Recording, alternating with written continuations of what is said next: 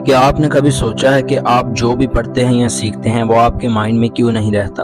आज की वीडियो में मैं आपको 3 पावरफुल टिप्स बताऊंगा जिनसे आप जो कुछ भी पढ़ेंगे या सीखेंगे वो आपको हमेशा के लिए याद रखेगा।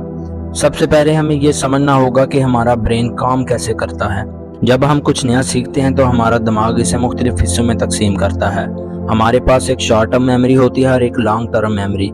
शॉर्ट टर्म मेमोरी में चीज़ें जल्द भूल जाती हैं मगर लॉन्ग टर्म मेमोरी में सेव रहती हैं।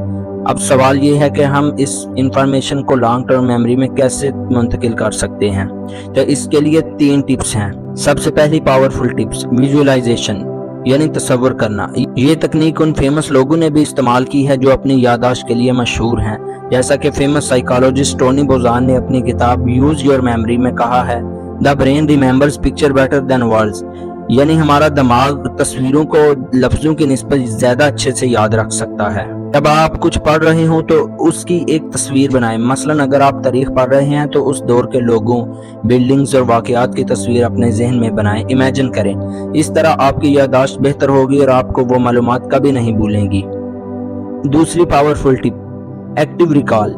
इस तकनीक का इस्तेमाल करने वाले तलबा ने अपनी तालीमी कारकर्दगी में नुमायां बेहतरी देखी है। एक तहकीक के मुताबिक जो लोग एक्टिव रिकॉल का इस्तेमाल करते हैं उनकी याददाश्त 50% बेहतर होती है।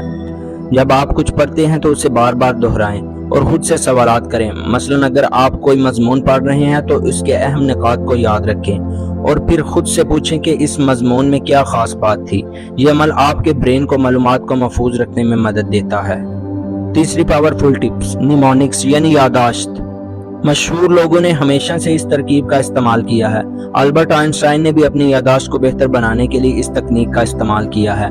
मिसाल के तौर पर अगर आपको कोई पेचीदा फहरिस्त याद रखनी है तो हर लफ्ज के पहले हर्फ को मिलाकर एक नया लफ्ज या एक नया जुमला बनाएं। जैसे कि अगर आपको गाजर, सेब, अंगूर, केला याद रखना है तो गसाक बना लें। इस तरह आप आसानी से पूरी फहरिस्त याद रख सकेंगे।